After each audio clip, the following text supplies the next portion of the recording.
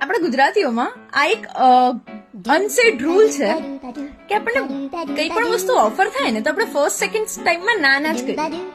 જેમ કે એક્ઝામ્પલ આપું, હું રિસેન્ટલી હમણાં એક રિલેટિવના ત્યાં ગઈ હતી. એમને જમવાનું હતું, મને જોરદાર ભૂખ લાગી હતી, જબરદસ્ત. એમણે મને ઓફર કર્યું.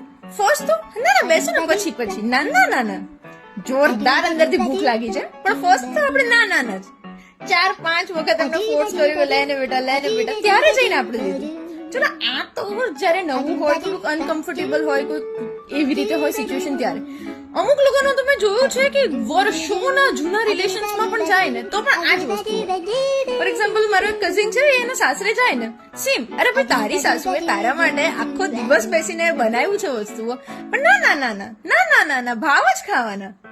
અને સામે વાળું 5-6 વખત ઓફર ભાવ સાથે આપે ને, લો ને પછી જ એક્સેપ્ટ કરવાનું. ભૂખ તો એને લાગી છે, પણ જ્યાં સુધી ભાવ નહીં ખાય ને ત્યાં સુધી નહીં ચાલે.